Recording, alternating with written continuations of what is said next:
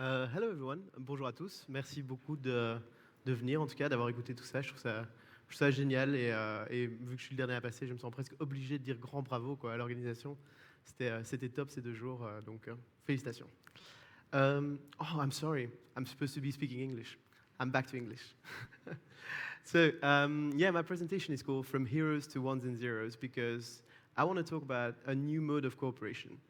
And I think we've talked a little bit, really a lot about how blockchains work, how DeFi works, how NFTs work, stablecoins, and all of these concepts, they're hard to grasp. But I think sometimes we forget to really ask why we moved there. Because this is a massive effort. We're rebuilding digital infrastructure that took like decades to build, and we've decided, okay, let's rebuild it on-chain. So let's take a moment to just kind of think about why we're doing this. And obviously, I'm quite biased. I think there's very good reasons to rebuild this on a public, decentralized infrastructure, and that's what I'm going to be talking about during this talk.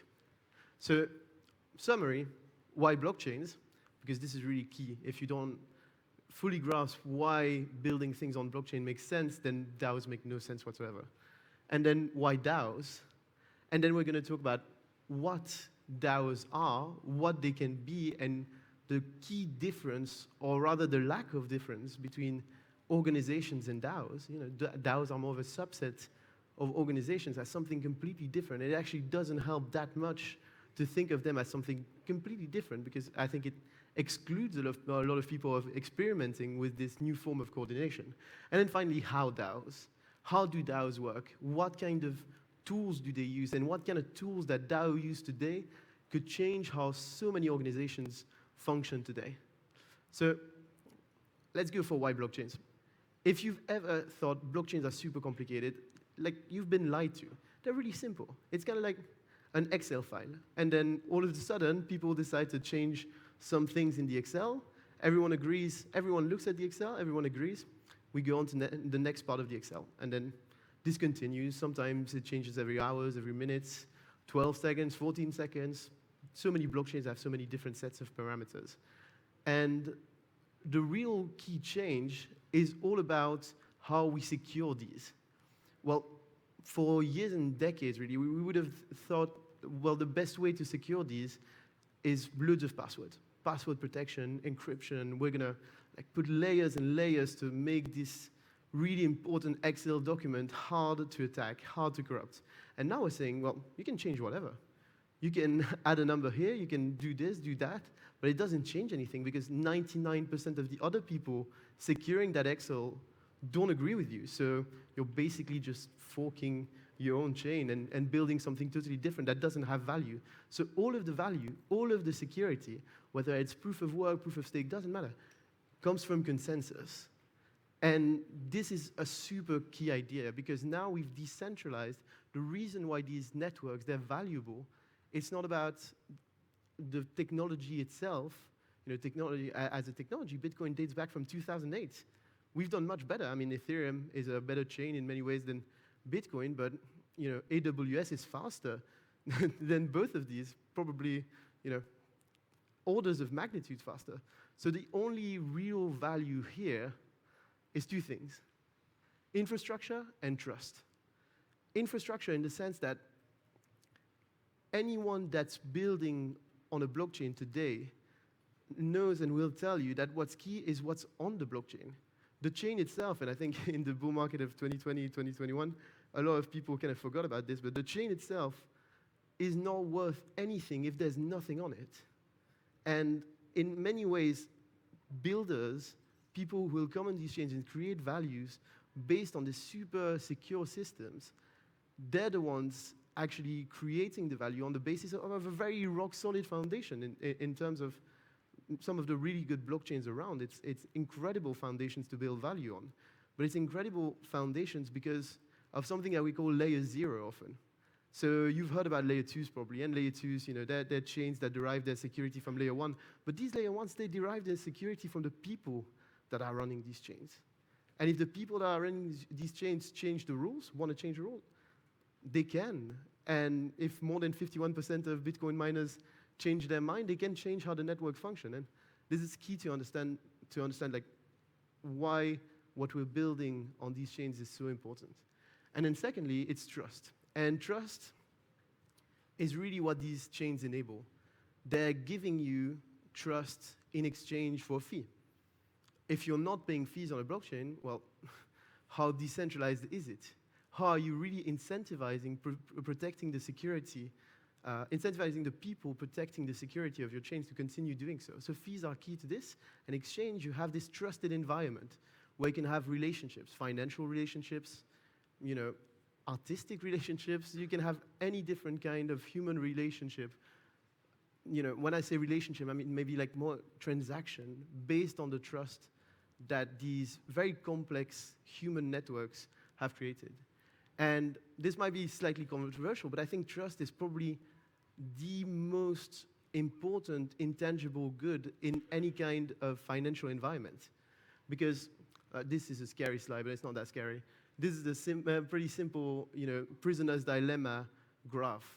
If two people cooperate, the game is kind of simple. You each put a coin in a machine, and if you put the coin in the machine, the other person receives 2 coins. If both people put their coin in the machine, they both receive 2 coins. If one cheats, keeps its coin, and the other doesn't, he receives 3 coins, and the other is left with 0. And if you don't have trust, the logical move, if you don't know the person in front of you, is not to cooperate. And this is, you can't complain about this. This is just how humans work. We cooperate when we think it's mutually beneficial. And even more so, we cooperate when we think it's beneficial to us in the first place. So building strong coordination systems is the key to creating more values as human. And this is why, to be honest, I got into DAOs. I thought, oh my God, these are incredible systems to boost our productivity as a species. It's an incredible system to create more value together because the rules of the game, they're quite clear. Everyone can read them. If you're thinking about the first DAO, in many sense, it's Bitcoin. The Bitcoin DAO has a very simple functioning. It doesn't even have that many rules. Miners secure transactions. The network rewards those miners. And you've got other stakeholders, for example, the people having money on the chain. And the people who have money on the chain, in a way, they're paying for miners to secure the chain through the inflation of the Bitcoin supply. And the people transacting, they're paying a fee to these block producers. And what's incredible there is there's no governance attached to it. And obviously, I should have started with this. Snapshot is a platform that does governance for DAOs. I forgot to mention it. So, but I'm extremely impressed by Bitcoin's ability to continue to function in a way very well without any kind of governance. And for DAOs, what's really interesting is that when the DAO wins, when everyone plays fairly, by the rules of the game, the DAO wins and the community wins. It's an incredible positive sum game. And everyone has their own opinion, if they like Bitcoin, if they like something else more, or whatever, but Bitcoin is extremely successful. It went from this really niche, nerdy project to something that we're here in this beautiful place speaking about, and it's something so strongly on everyone's mind that there's no arguing that the Bitcoin DAO has succeeded immensely. And the reason why is that when you're building an organization, when you're building these games that we play as humans and where we need to trust each other, if the rules are secured by something like let's say a constitution in the case of a country, well, a constitution, it's open to interpretation. You just need to look at a political situation in the US to see, like, obviously there's strong disagreements on the base rule of the game. And the base rule of cooperating as a country have been, to say the least, extremely complicated to agree on these last few years for many, many big problems. And what's cool about DAOs, and that's not something that's unique to DAOs, and that's why I wanted to start with blockchains and even talking about smart contracts, is that the rules of these games, they're code. In the middle, you've got code. And around it, you've got humans. And that doesn't mean that DAOs are about code and not about humans. It means that because the rules of the game are very clear, humans can cooperate without being afraid that, that other person is going to stab them in the back or is going to try to profit from the organization. If the DAO is well designed, then you have a community that can cooperate in a way that they win because they're making their communities win. And this is such a strong incentive system. And that's why I kind of want to bring this idea to, when we're talking about a DAO, we're not talking about these kind of niche organizations that are right now on-chain building cool stuff together. We're talking about a way to reimagine the organizations that we're all part of, from your favorite football club to your country, to your chess club, to any kind of organization that you care about and you're part of. You truly want to have a voice in that organization.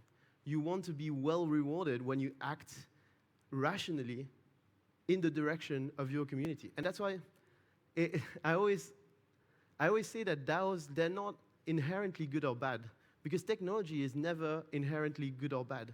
Technology is what you make of it. DAOs are not good or bad, but they're inevitable, because obviously people will want to have a bigger say in what they do and the organizations they're part of. This is who we are as humans, and if we manage to build the right incentives, and that's the challenge, if we manage to build the right system that rewards good behavior, then DAOs will succeed massively, and I think that's really, really cool. I want to really insist on this, because I think my colleagues did a tremendous job explaining how DAOs work and what they are. And what I want to really insist on is the term DAO, sometimes I feel it does more good than bad. Sorry, more bad than good. Because people from the traditional world, they're thinking, yeah, but I'm not a DAO. I've got employees, I've got a hierarchical structure like I should here. How can I become a DAO? Can I even become a DAO based on the kind of, technical and social debt that my current organization has? And what matters isn't becoming fully a DAO. Snapshot Labs, the company developing Snapshot that I'm a part of, we're not fully a DAO. However, we're quite decentralized, very transparent, and very horizontal in our functioning.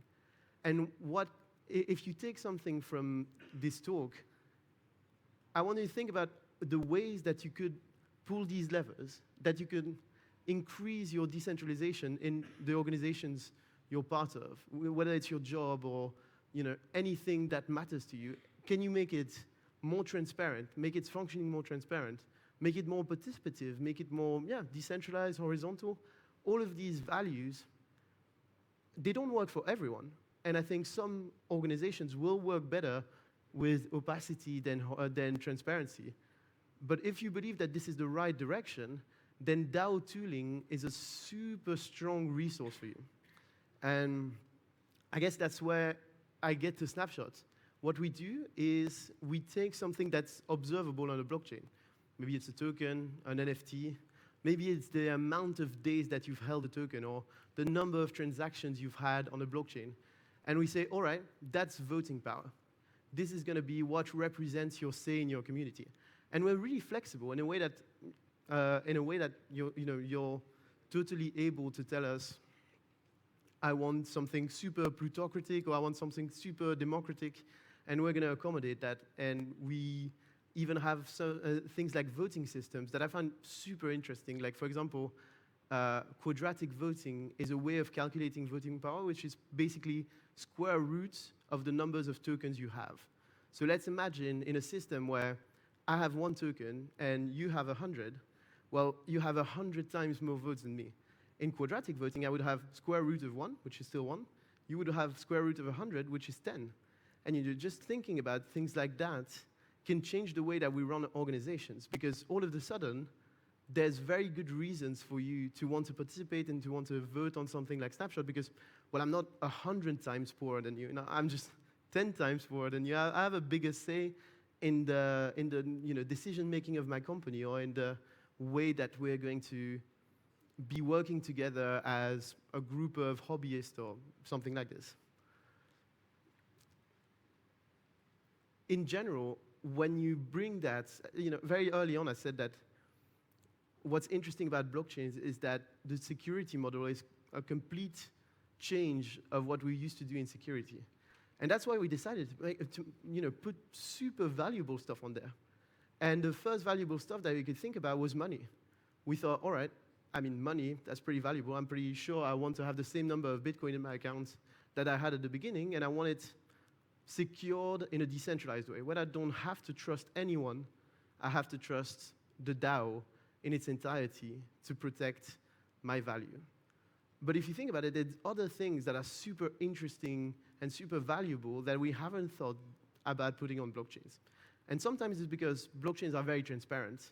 So, for example, you wouldn't want to put your medical data attached to your real name on a blockchain that's going to run forever. I mean, that's a bit too much information, if you ask me. But votes, anonymized votes, or even public votes, that's a very strong idea. Because votes, if you're in a country like Belgium, I'm not too scared at the end of the day that my government has correctly counted my votes. But there's many countries in the world where, I think the accessibility of being able to vote directly on your phone and have a blockchain secure entirely the integrity of my vote, and being able to transparently live see the evolution of a vote, and have not the state, but a third party that is completely immutable, that you can't hack, be responsible for the democracy of my country. Like, I was almost said a bad word. That's a really strong idea. And I think what we want to enable in the next few years, because right now you've got a good number of DAOs. I think you've got about 2,000 DAOs that vote on Snapshot. That's, recently I think we got close, maybe we passed 1 million different addresses that interacted with Snapshot, and we're super happy about that number. But the truth is, it's time for crypto to change the lives of people that are not in crypto, and to give the kind of tools that can be used even if you don't know what MetaMask is, because let's be honest, MetaMask, terrible user experience. So at that point, then we won. Then we built something that truly has value for the world. And I think this is what I want to leave everyone on, is just this idea that for big coordination problems, and these coordination problems, they can be like world peace, they can be climate change, they can be income inequality. The problem isn't the money. The problem in world hunger isn't that we're not creating enough food. The problem is that food is not distributed properly. It's a coordination problem rather than a production problem. And what we're trying to build at Snapshot is coordination tools. And I'm going to be honest, it's not going to be enough. Snapshot is not going to solve world hunger, to my great sadness. But I truly hope that over the next few years, we're going to have so much incredible DAO tooling that's going to allow organizations around the world to solve these huge issues by facilitating coordination in a way that we didn't think was possible before. And then we'll be happy and shake hands. Thank you.